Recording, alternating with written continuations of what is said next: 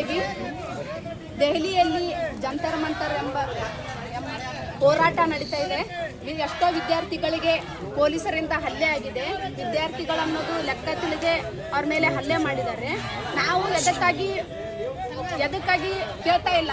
ವಿದ್ಯಾರ್ಥಿ ಮೇಲೆ ದೌರ್ಜನ್ಯ ಮತ್ತು ಇತರೆ ಲಾಠಿ ಚಾರ್ಜು ಅದೆಲ್ಲ ಆಗಿದೆ. ಅದಕ್ಕಾಗಿ ನಾವು ನ್ಯಾಯವನ್ನು ಕೇಳ್ತಾ ಇದ್ದೇವೆ. ಎಷ್ಟೋ ವಿದ್ಯಾರ್ಥಿಗಳು ಸೂಸೈಡ್ ಮಾಡ್ಕೊಂಡಿದ್ದಾರೆ. ಅವ್ರ ಸಾವಿಗೆ ನ್ಯಾಯ ಬೇಕು. ಮತ್ತೆ ಆ ಶಿಕ್ಷಣ ಸಚಿವರಾದಂಥವರು ರಾಜೀನಾಮೆ ಕೊಡಬೇಕು. ಮತ್ತೆ ನಮಗೆ ಬಿಜೆಪಿ ಸರ್ಕಾರದಿಂದ ಇಷ್ಟೆಲ್ಲ ಅನಾಹುತ ಆಗಿರೋದ್ರಿಂದ ಬಿಜೆಪಿ ಸರ್ಕಾರವನ್ನು ತಳಗಿಳಿಸಬೇಕೆಂದು ನಿಮ್ಮಲ್ಲಿ ವಿನಂತಿಯಿಂದ ಕೋರ್ತೇನೆ. ಮೀನಾಕ್ಷಿ ಚಲವಾದಿ, ವಿಜಯಪುರ ಜಿಲ್ಲಾ ಸಂಚಾಲಕಿ, ದಲಿತ ಸಂಘರ್ಷ ಸಮಿತಿ ಭೀಮಮಾರ್ಗ.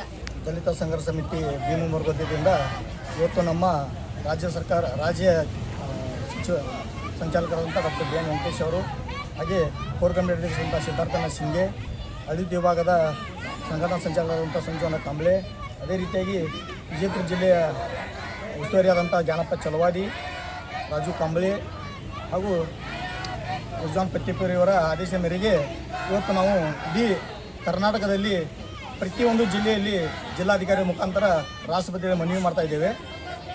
ಮನವಿ ಏನಪ್ಪ ಅಂದ್ರೆ, ನೀಟ್ ಪರೀಕ್ಷೆ ಸೋರಿಕೆಯನ್ನು ಕುರಿತು ತನಿಖೆ ಮಾಡಬೇಕು. ಅದರ ಹೊಣೆಯನ್ನು ಹೊತ್ತು ಕೇಂದ್ರ ಶಿಕ್ಷಣ ಸಚಿವರಾದಂಥ ಧರ್ಮೇಂದ್ರ ಪ್ರಧಾನ್ ಅವರು ರಾಜೀನಾಮೆ ತಗೋಬೇಕು.